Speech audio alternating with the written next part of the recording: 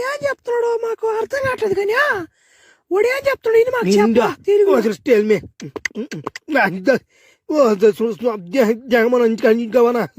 మర్యాదగా రాజ్యాన్ని వదిలేసి వెళ్ళిపోమంటున్నాడు. గబాన్ ఇంటికి దెంగమంటున్నాడు. మీ రాజ్యం అంతా అల్లకొలం చేసేస్తాడంట, ఆడోళ్ళని రేపు చేసేస్తాడంట నీతో సహా. అదే వాడు చెప్తున్నాడు. ఇప్పుడు నేను చెప్తున్నా వాడికి చెప్పా నా తెప్పు కూడా తగ్గేదిలే. వాడు ఎంతమంది అయినా తెంకరమ్మను నా మాట గాలి ఎగరే సంపేస్తారు నా కొడుకులు అని చెప్పి. అలాగే అమ్మా. గాలి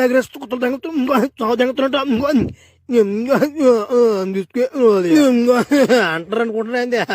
నాకు శుద్ధంగా తెలుగొచ్చు. నేను డ్రామా దెంగా కాలికి లేకుండా పోయి ఒకరు అన్న పొమ్మను. మీ ఇద్దరు కొడుకులు ఎంతైనా రమ్మను సాగు దించుకున్నాం అంతే కదా. పొమ్మను.